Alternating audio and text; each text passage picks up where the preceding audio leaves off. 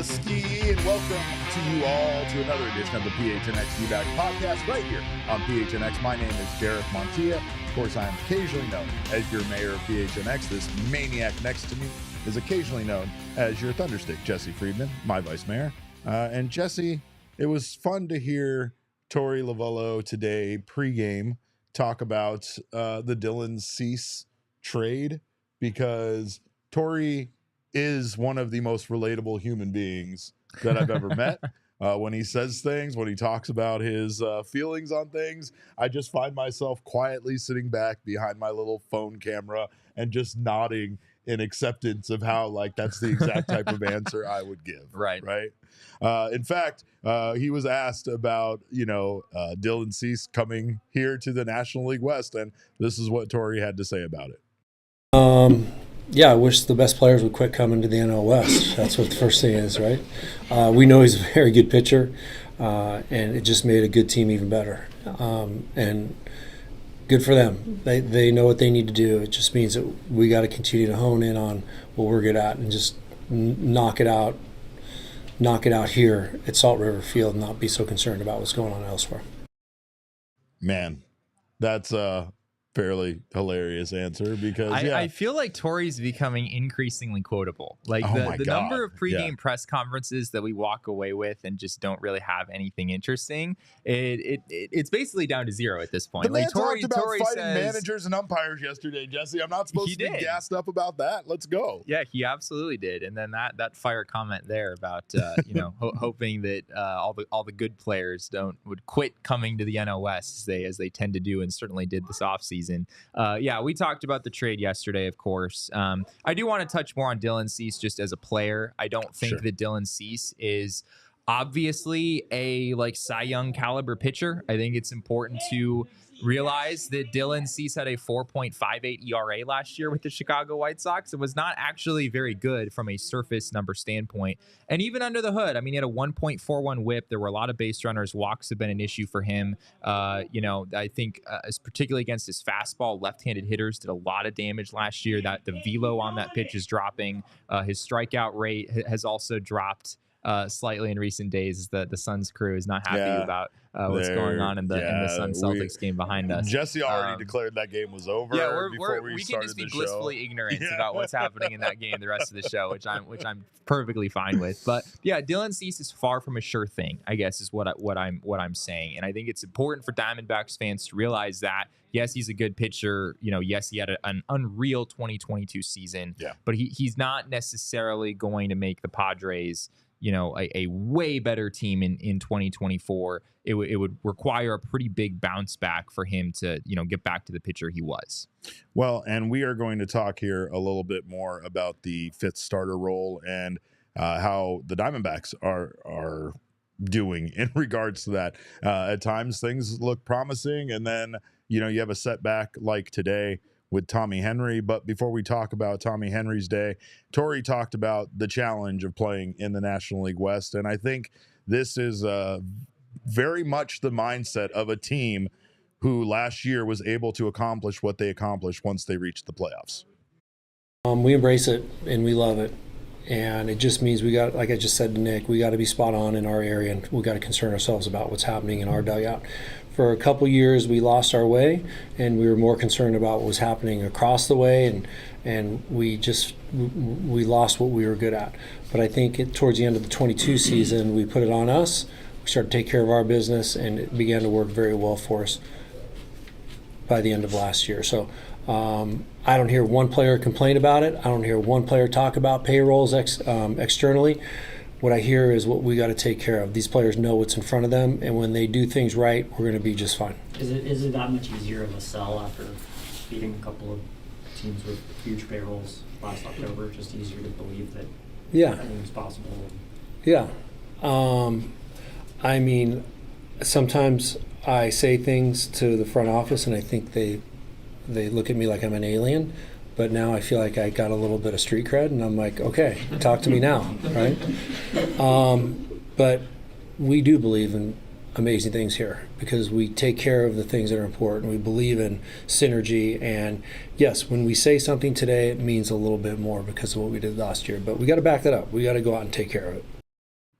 When you were talking about the quotability, the street cred line, let's go. Yeah, that's good. That's no, good. but I mean, it's content. true, right? Like, I mean, there is something there that, like, I feel like the buy-in is easier from everyone on this team in every aspect when it comes to Torrey because he was able to manage them, you know, to the World Series last year, you know, and I think even on those days that he has to go out there and get Merrill early and get Zach earlier than they want to, I think he's going to receive just a little less pushback than he's received in the past because now, of course, they can see what the master plan here is in regards to the season and getting to back to that you know, mountaintop again there in the World Series. Yeah.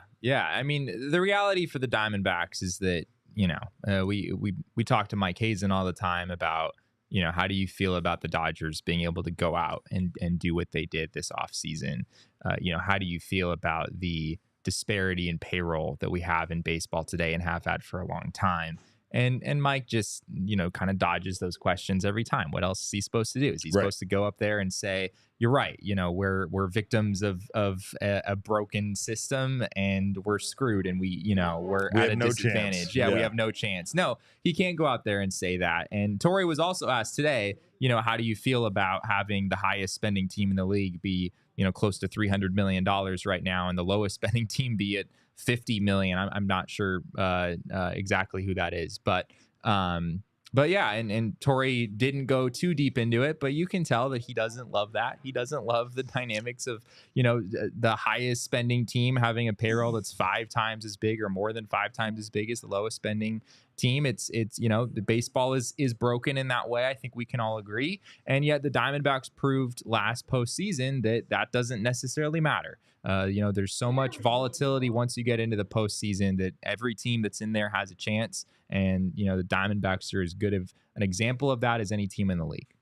And I will say that Torrey had a hilarious answer that involved him telling the reporter that asked that he didn't know him that well, but he would give him his real answer over beers because he has some thoughts that he wouldn't want to air in front of a camera. Sure. And that's I'm sure Mike Hazen also has thoughts that he would be willing to share over a beer and not be willing to share on the record. Mike Hazen off the record is a pretty enjoyable conversation to have, let me tell you. But of course, getting back to Tommy Henry today, he struggled and did not look good in a game where, you know, this is you know, his outings are getting closer and closer to opening day. That decision at times has been hard based on how good Henry and Ryan Nelson and the other candidates have been. But now Tommy Henry really struggled today, and it's just one of those days where you wonder how much did this impact his chance at that 5th starter competition. We don't want to always immediately assume that a bad outing is going to disqualify him from,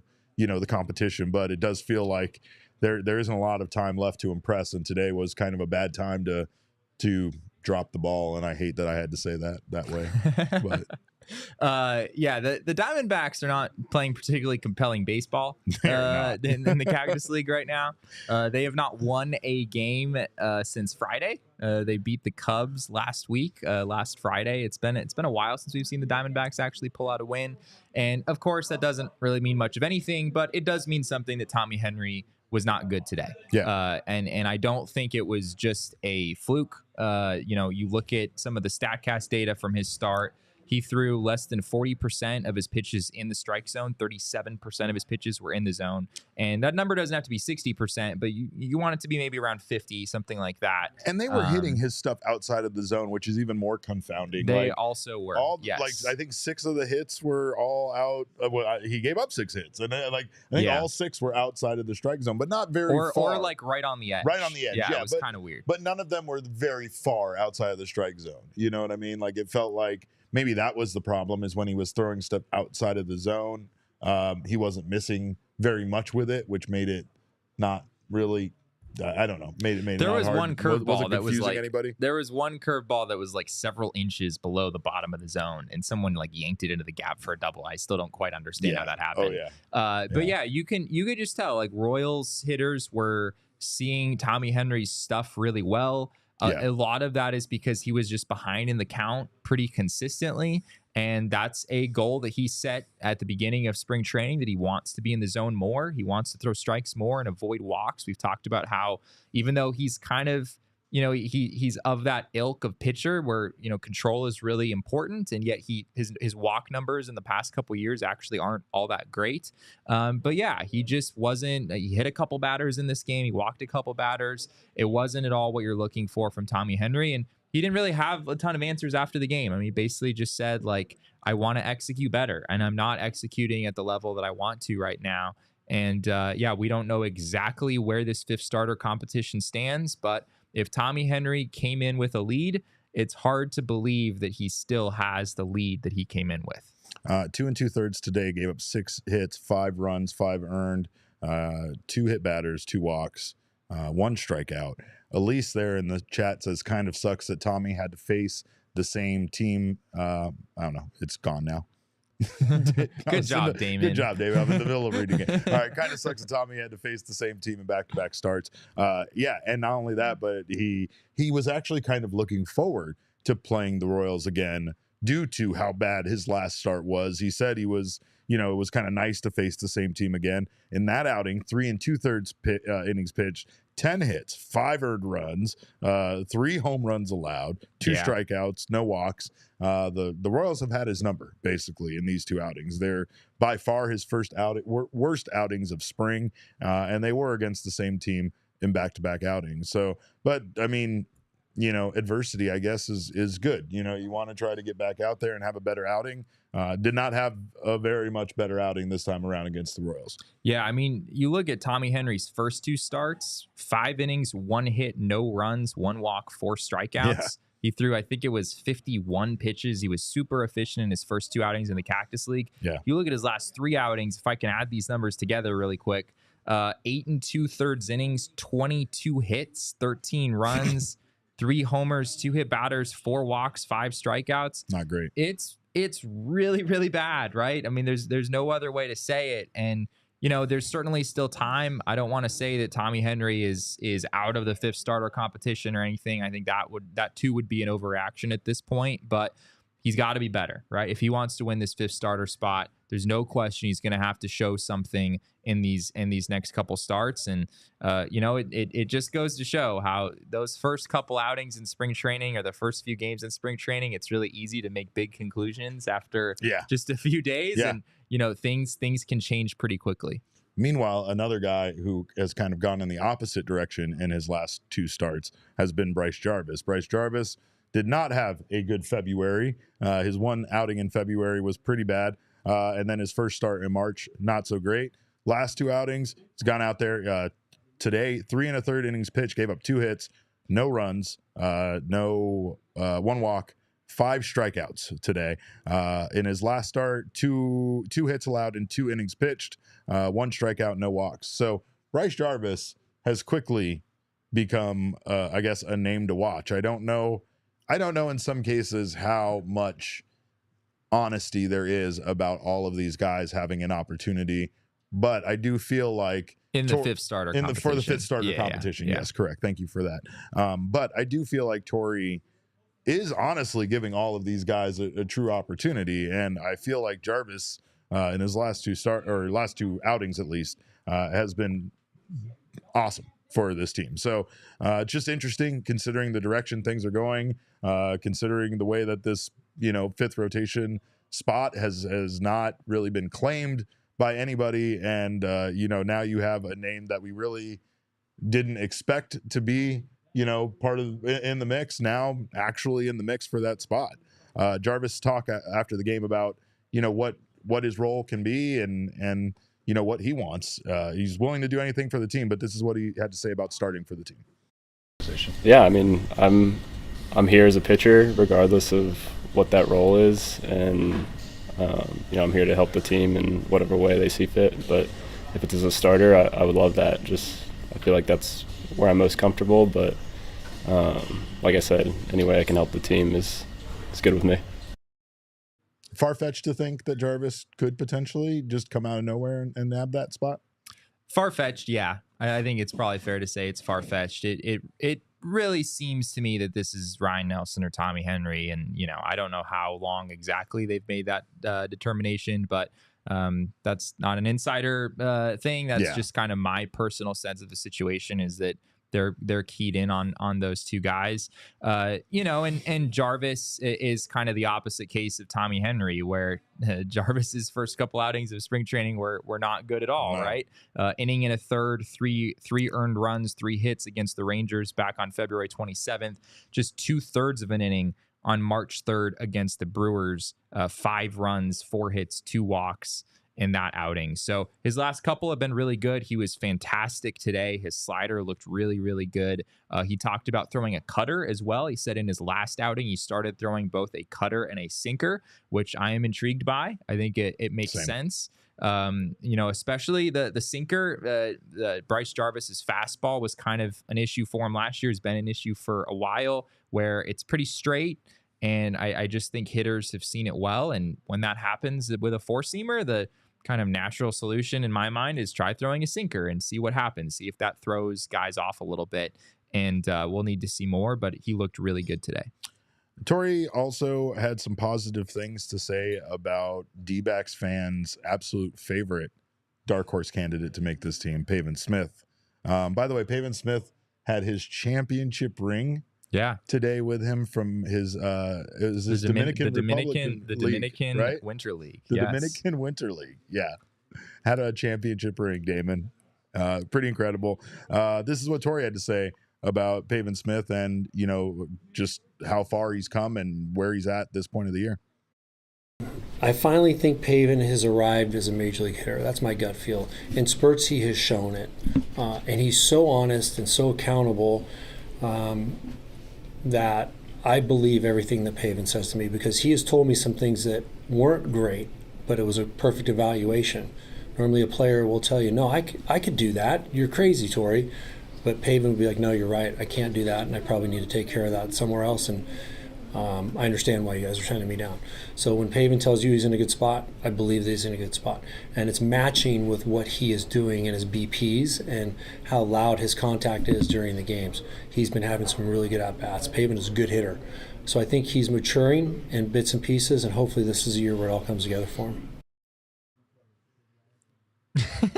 You go ahead, handle this one. I don't know what to say. I don't know what to say there. Insane. I mean, look, Pavin Smith was a first-round pick for the Diamondbacks, and there's a reason they took him as high as they did, and that draft has proven to be pretty underwhelming. There really aren't a lot of other guys taken near the top of that draft who are way better than Pavin Smith or anything like that. And I'm not necessarily convinced that Pavin Smith is going to make this team, but it seems like anytime we talk about the backup first base role, Torrey is very quick to mention that Pavin Smith is like a helpful part of that discussion. He did that today when they were talking about Emmanuel Rivera. Basically, yes. It was asked about Emmanuel Rivera perhaps backing up at first base, and Torrey almost said, like, we already have Pavin Smith who could back up over there at first base, right? Like, it was almost like, I don't want to say it's a decided thing, but it almost sounded like he was suggesting it's a decided thing that Pavin Smith will be their backup at first base. I hear what you're saying. Okay. And I mean, Randal Grichuk that situation continues to be a little hard to read. I think he played in a sim game of some sort today against the Giants, but he wasn't running the bases, or at least not like really running the bases. And that's obviously something he's going to need to clear. He's going to need to actually play in some games in the Cactus League before he could actually play in the regular season. So yeah, if Randal Grichuk doesn't make the team, maybe that opens the door for Pavin Smith to make the team. One other note on Pavin Smith, I have to go back to the Dominican Winter League angle for a second.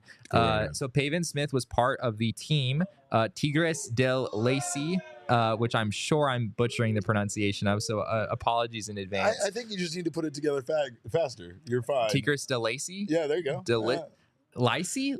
No, Lycee doesn't seem right. I'm sure I'm butchering that, so I apologize. But you want to hear some of the teammates that Pavin Smith had this offseason? All right, there is an amazing wealth of storylines here. So Ellie De La Cruz was on the team, so that's cool. Incredible. O'Neal Cruz was on the team. Oh my God. Another guy who gigantic people. Yeah, who hits the baseball absolutely extremely hard. Emilio Bonifacio was on the team. No way. Diamondbacks legend Emilio Bonifacio. Sergio Alcantara, another Diamondbacks legend, also on this team. Dowell Lugo, who was, I would say, probably the centerpiece of the JD Martinez trade. When the Diamondbacks acquired JD Martinez from the Tigers in 2017, Dowell Lugo was one of the main prospects going to Detroit in that deal. He was on this team with Pavin Smith. Nomar Mazara was on this team, guy who was around for a while, had a good career. Tristan Casas, one of the best young first basemen in the game.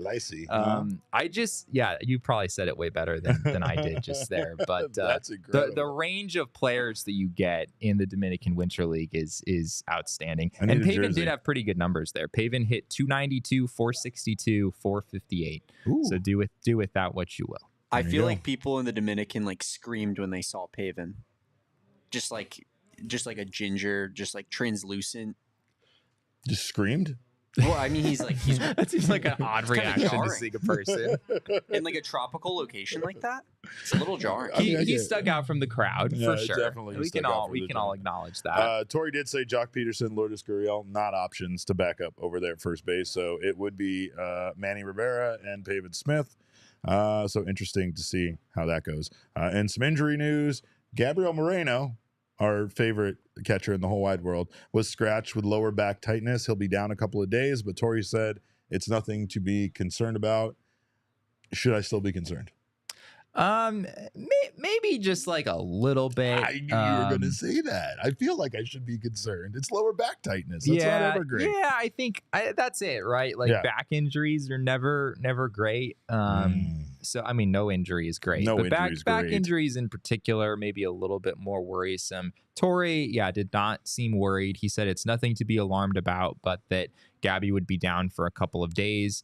I'm not sure. I think Saturday at the earliest was said at one point, but I think that was more Torrey responding to, he was asked Saturday at the earliest, and he said yes, which doesn't necessarily mean that he thinks Gabby's going to play on Saturday. It just means that he's not going to play tomorrow, really. I think we can safely say that. Tucker Barnhart is going to start again tomorrow. So we'll continue to monitor the situation for sure. For the moment, I think it's okay. Randal Grichuk, he takes some at bats today at a sim game against the Giants. Torrey is unsure when he'll run bases full steam, but he did say even if he isn't running bases full steam, that he might still be a candidate. He's gonna have to run the bases at some point, right? Yeah. I mean, you gotta be able to get on the bases. Randal Grichuk is gonna be on the opening day roster solely to hit dingers, because then he can take his time rounding the bases. So as long as he manages to exclusively hit home runs, he'd be okay. I don't hate it. But we're gonna need to see Randal Grichuk clear some pretty big hurdles here in the next couple weeks. I personally am getting increasingly doubtful about his chances of making the team. Torrey, as you said, has not ruled that out though at this point. We also had an Evan Longoria sighting today, right after our press conference with Torrey. It was great to see him out there at Salt River Fields. Had his kids with him. Yeah, I don't know what to read into that, but do with that information what you will. We had Archie out there yesterday. We have Evan out there today. I'm just saying, so who's gonna be there tomorrow? Oh man, Tommy Pham. It has to. Tommy Pham's going to be shooting the breeze with Torrey in the hallway. Yeah. I believe it. I believe it. I also believe that Taz in our comments is Trevor Bauer burner account. If there is no other reason not to consider Trevor Bauer as a starting pitcher, it's the fact that the man posted a 23-minute video on Twitter. Insane person energy. That's a crazy person energy. That is true. Like, I don't want to hear anyone talk about anything for 22 minutes. No, Was it 23? I can't believe people watch this show from beginning to end. That's crazy to me alone. But we put it on YouTube, and it's digestible in parts there. I'm not sitting through a 23-minute video on Twitter, Jesse. I refuse to do it. Yeah. That's definitely the best argument against signing Trevor Bauer that I've heard today. It was like a That's pretty documentary. good. It was like a vlog. And then he used other people's footage because they told him he couldn't take video. So he just used footage from fans to compile some sort of weird, like, I don't even want to go into it. But yeah, we know. Thanks for watching, Trevor. We appreciate you being here under whatever name you're going to allegedly go by in the chat. We appreciate all of you guys being here in the chat tonight. Of course, if you haven't subscribed to the PHNX Sports YouTube channel, why not do it right now? You won't miss out on any of the great content we have. Sign up for notifications. That way you'll get notified whenever our shows are going live. And leave us a like. Gabby will always let you know he wants you to leave. Whether his back is tight or not, he'll still show up on the show every single episode to let you know to drop a like. If you're listening on the audio podcasting side, make sure you're subscribed over there. Leave us a review. We always appreciate that feedback. Of course, Circle K. If you need some gas, today is the day to do it. Today is their 40 cents off gas, Jesse. Is that why it was so cheap? 40 cents off gas today. Oh my gosh. One day it's gas day. Go out there right now. Go fill your car up at Circle K. If you haven't signed up for the Inner Circle membership program, do so now. You get another 25 cents off. That's crazy right now with the 40 cents off. So join Inner Circle for free by downloading the Circle K app today. Terms and conditions apply. Participating locations. Visit circlek.com for details. But go out there and get your gas cheap. Fill up tonight. Thank me tomorrow. Speaking of tomorrow is Friday. We have a very special 11 a.m. episode, and it's all the entire episode is in honor of Gerald's wedding. That's what the entire episode is. We're just going to talk about Gerald the whole time, I think. And Amy and Amy, Gerald. You know, what? Sweet Gerald. Well, I mean, basically, we're going to go over it like a transaction. Like, Gerald is officially off the market. Gerald has been signed to a deal. We do not know the terms of the deal, but we do know it's a long-term deal. Where do women go from here? I mean, you guys missed out. He was on the market. You had your chance. You blew it. Amy got a franchise player in Gerald for sure. But where do women go from here? I don't know. That broke me. That was all good. downhill. That's the angle we approach it from. Yeah, that's good these stuff. These two handsome devils are available. We'll get them married off soon enough. But in the meantime, we are taking a boys trip, which I am going to be included on to Gila River Resorts and Casinos because no one does it better. They offer an authentic and immersive experience, and they offer all the fun of a vacation out of town right here in the Valley. They have an unprecedented level of entertainment, excitement you won't find anywhere else. And of course, their state-of-the-art gaming floor, which has over 800 slot machines, 15 blackjack tables, live table games, and of course, Arizona's largest casino sportsbook. So head to Gila River Resorts and Casinos right now and let them show you what next level is all about. Do not miss our draft party for the Cardinals and everything else that we have going on over there. You do you at Gila River Resorts and Casinos. Visit playathila.com for details. All right, Jesse. Well, I guess when we talk about this fifth starter fiasco that the Diamondbacks kind of have, we know that for the most part, I guess we should preface this by saying we know that the candidate for the fifth starter spot is going to come from inside the organization, right? We know it's going to be one of these guys. It's going to be Ryan Nelson or Tommy Henry, most likely. Yeah. You could entertain the idea of Bryce Jarvis, but you shot that down already, so that is dead. Totally you just shoot completely it down. shot it down. I don't. That's not my personal sense of the situation. You're right, because both of these guys, Tommy Henry and Ryan Nelson, have the experience edge over everybody else when it comes to pitching at a major league level, right? They did that. They both did it last year, and they both did it at times very, very well. Like both Ryan Nelson and Tommy Henry were very good starting pitchers for the Arizona Diamondbacks. The problem was consistency. The problem was staying healthy. And, obviously the big, idea here, or the big topic that we're discussing is, the Diamondbacks seemed fairly confident coming into this offseason that they were going to be able to find their fifth starter from within the organization. Did they miss on that? Was that a bad idea? Should they have gone out there and really just solidified their rotation by bringing in one of these, experienced guys that are available on the market right now? And maybe some of these guys that we saw get signed by other teams for really not that much money, you know? Yeah. I mean, I guess we have to start the conversation with saying that Ryan Nelson has pitched pretty well this spring, Correct. right? And you know, if Tommy Henry were struggling the way that he is, and Ryan Nelson struggling in that same way, you know, maybe you'd feel a little bit worse about the situation. You know, do I think that Ryan Nelson has turned a corner in his development? I'm not quite there yet. I need to see more. He's still tinkering quite a bit. We saw a completely different version of his slider in his last start, which is kind of an indication that he hasn't totally figured it out yet, right? Like he's still experimenting.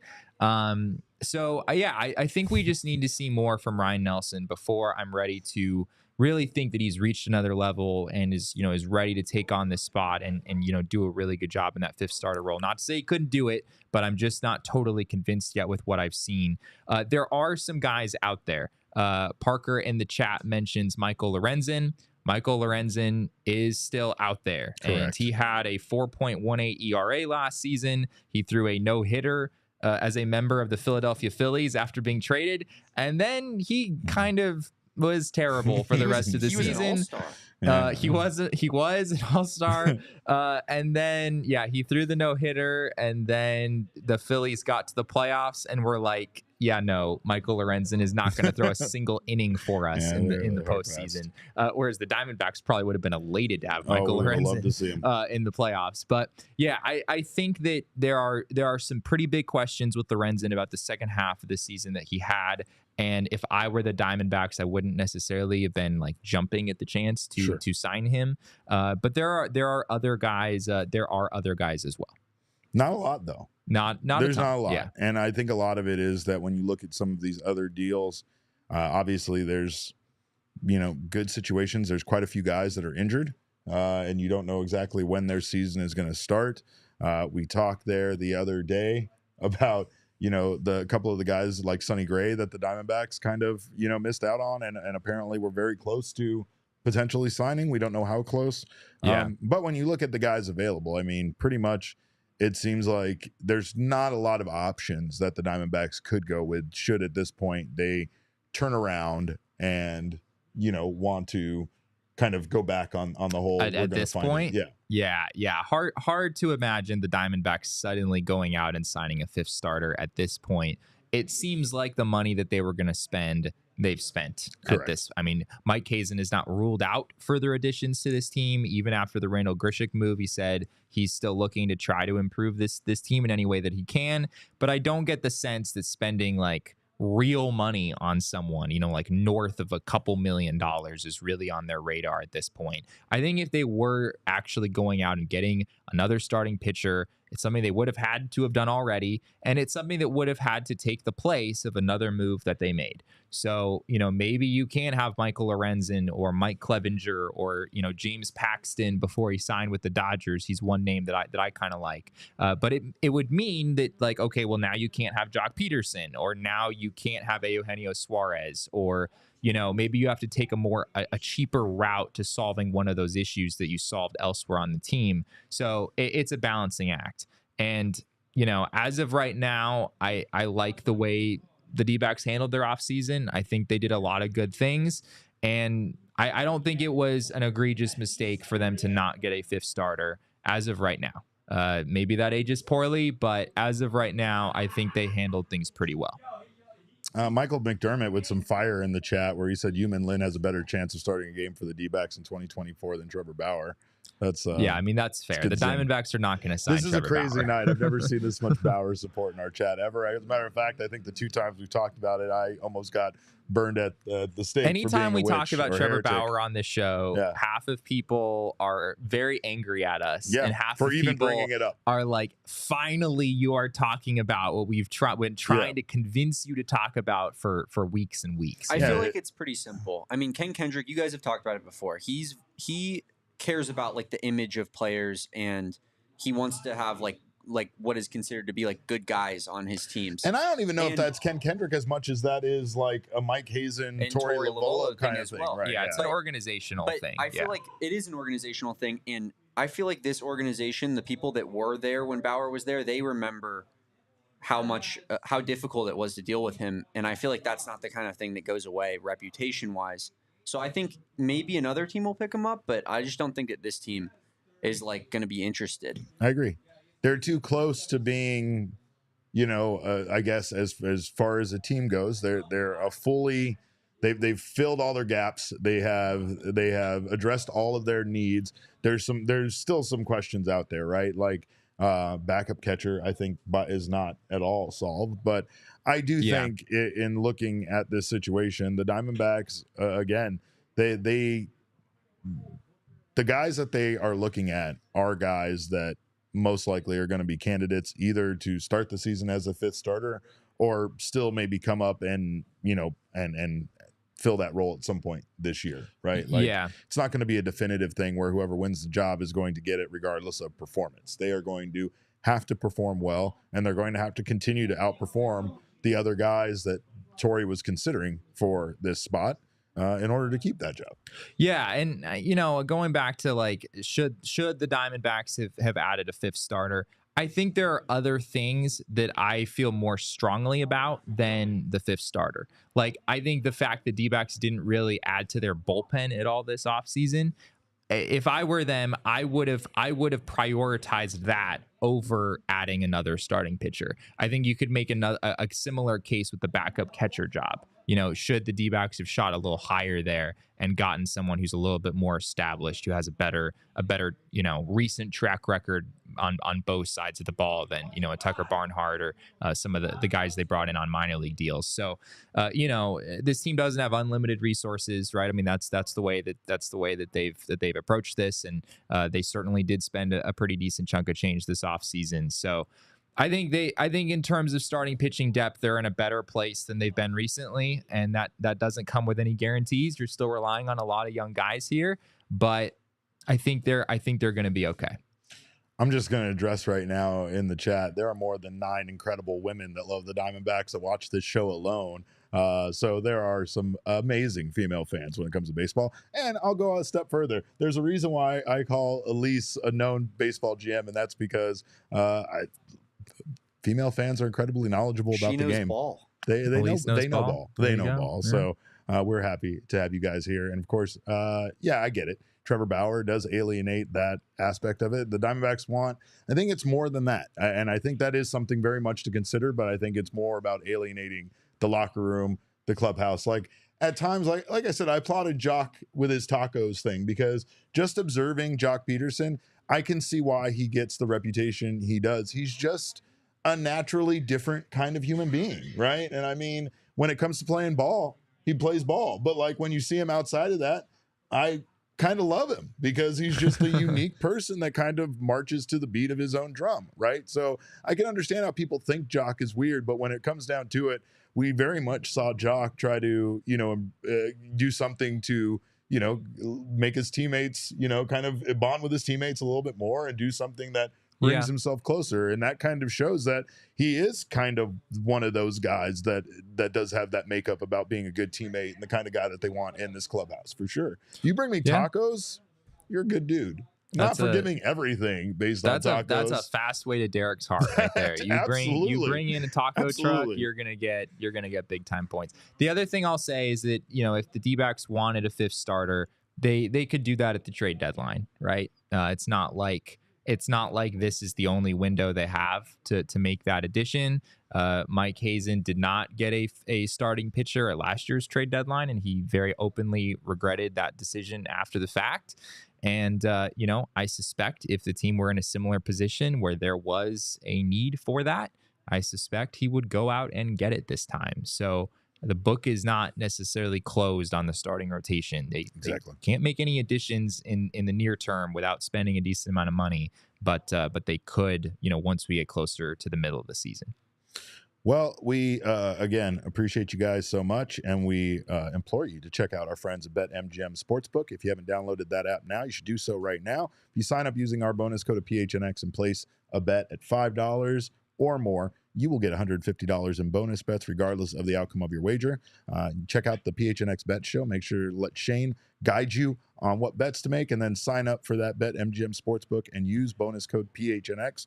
Place your first BetMGM Sportsbook wager through the Sportsbook mobile application for at least $5. You will receive $150 instantly in additional winnings regardless of your wager's outcome. Check out the show notes for full details. And now listen to Damon talk about the disclaimer. Gambling problem? Call 1-800-GAMBLER. Available in the U.S. Call 877-8-HOPE-NY or text HOPE-NY 467-369 New York. Call 1-800-327-5050 Massachusetts. 21 plus only. Please gamble responsibly. Call 1-800-NEXT-UP Arizona. 1-800-BETS-OFF Iowa. 1-800-270-7117. For confidential help, Michigan. 1-800-981-0023 Puerto Rico. Subject to eligibility requirements. Rewards are non-withdrawable bonus bets that expire in 7 days. In partnership with Kansas Crossing Casino and Hotel. See BetMGM.com for terms. U.S. promotional offers not available in D.C., Mississippi, New York, Nevada, Ontario, or Puerto Rico. Puerto Rico. I just straight up dropped the ball. Straight up dropped the the ball. entire there. island is furious with you right now. I'm just letting you know. Yeah, I'm sorry. See, My we're not bad. dangerous. We're not dangerous when we're not connected. But anyway, of course, make sure to check out our friends over at Desert Financial Credit Union, because for more than 84 years, Desert Financial has been Arizona's largest, most trusted local credit union.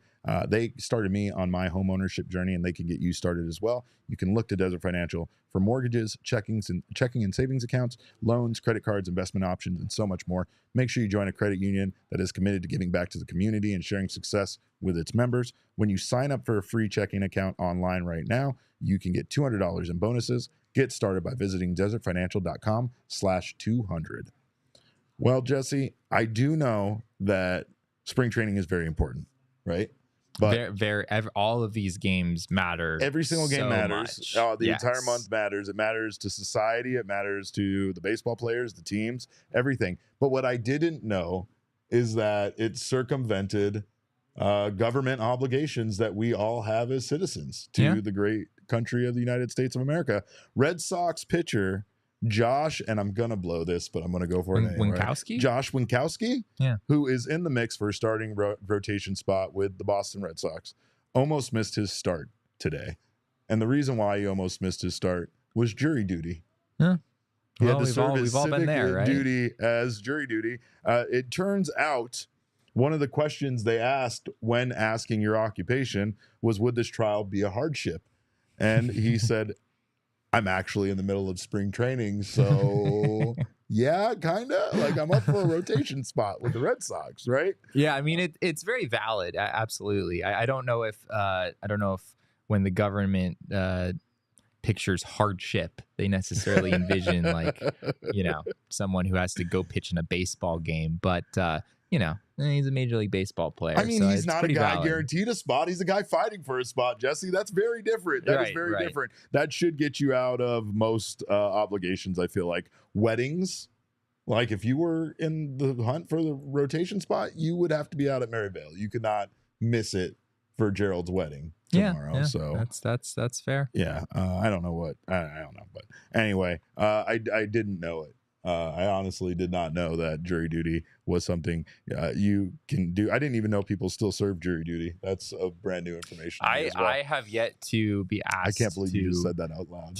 I can't believe you just said that out loud. They're watching the show. That's fair. The city of Phoenix, they're huge fans of the show. I'm a mayor, Jesse. I didn't know if you know that. They just dropped it in the mail, didn't they? Well, I mean, I don't know, but anyway, let's see. Where do we? Kevin said, when is the first D-backs takeover? The first D-backs takeover is in May, and That's I right. don't remember the exact. Is this a quiz? Is May this a 4th. quiz? Okay, all right. Thank you. Yeah, May Thank you. 4th. Yeah. There we go. We still have some tickets available for We that do have one. some tickets available, so There you make go. sure to join us. What did I say? Right. Oh, I Michael's agreeing with me, so this is a rare occasion.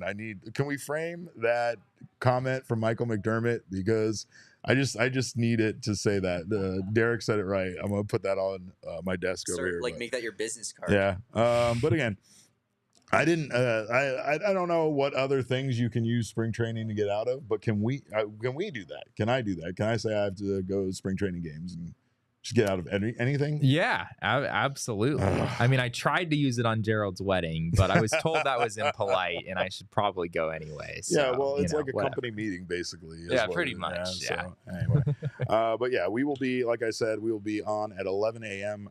Tomorrow, and then you are going to be joined by Patty Plantains once Patty again, Plantains. Patrick Lyons, for you guys to talk a little bit more about these spring breakout games. Which the Diamondbacks spring breakout game is this Saturday. It against is on the Colorado Saturday. Rockies. Yes. So, Me, you, and Patrick. Yeah. Let's Maybe do we it. could do like a Gila River run or something. Yeah, that'd be fun. Yeah, that would Why be are fun. you Yeah. like this? Yeah, it'd be fun. I don't know Why what are you're you like talking this? about. What are you talking about, Jesse? What's his deal? I don't know. He just gets spontaneously mad about it. Something about feeling left out or whatever. I never understand. It's fine. It's fine. It's fine. It's fine. It's fine. Because I have a section still to read on this show before we wrap it up. But do want to let you guys know, of course, check out Empire Today if you're interested in sprucing up your home. Empire Today, you can shop at home convenience, the right product for your needs. Quick and professional installation and a price match guarantee, all from the convenience of your home. They have a virtual floor designer, which is a great way to see how floors will look in any space. It's easy. All you have to do is just snap a picture and instantly see how the new floors will look in your room. But whether you're looking for tile, hardwood floors, carpeting, Empire Today has your back. They also service their own warranties, so they'll have your back long after installation. Schedule a free in-home estimate today. All listeners can receive a $350 discount when they use promo code PHNX. Restrictions do apply. See empiretoday.com/PHNX for details. And that's Empire Today. There you go. You did it that time. Yeah, I came All through right. that time. Yeah, that's kind of, I mean, you're inconsistent like some of our starting pitchers, but you do come through every once in a while. Arizona Lottery, by the way, is introducing a new unique ticket promotion called Arizona Adventures. And as we've talked about, there are 3 great ways to play. You can play using Arizona Adventure Lottery tickets featuring 3 iconic landscapes. You can also enter tickets online for a chance to win $1 million in cash and Arizona travel prizes, or you can take an adventure on your own and still maybe win some money by checking in at geolocated adventures at 10 destinations across the state from Flagstaff to Yuma. Right now, Arizona Lottery says that this promotion is all about celebrating state pride and the uniqueness and beauty of Arizona, and all proceeds from ticket sales supports environmental conservation, among other important initiatives across the state. So visit azadventure.com for more information on how you can take an adventure with the Arizona Lottery and for a chance to win $1 million in cash and Arizona travel prizes. Well, that's all we got for tonight, guys. We appreciate you guys stopping by. Again, like I said, make sure to join us tomorrow morning at 11 a.m. For our final episode of this week. But in the meantime, you can follow us on Twitter. I am at @cap_caveman with a K. This guy next to me is at Jesse N. Friedman. Of course, Damon, the people's producer, is at Damon Dog. That's DAWG. And we are Ryan Thompson's dogs. Bark, bark. Bark, bark. He always gets it back. Mhm. He always gets last laugh. Mm-hmm. Yeah. But anyway, you can also follow our show at PHNX_DBacks. But all roads do lead to @PHNX_sports on Twitter, Instagram, and Facebook. We appreciate you guys stopping by tonight. We thank you so much for your time. Again, we'll be back tomorrow at 11 a.m. Have yourselves a wonderful night. Appreciate your time. And remember, kids, baseball is fun, but it's so much more fun when you just go out and get 2 starting pitchers during the offseason instead of 1. We all silly like the mayor.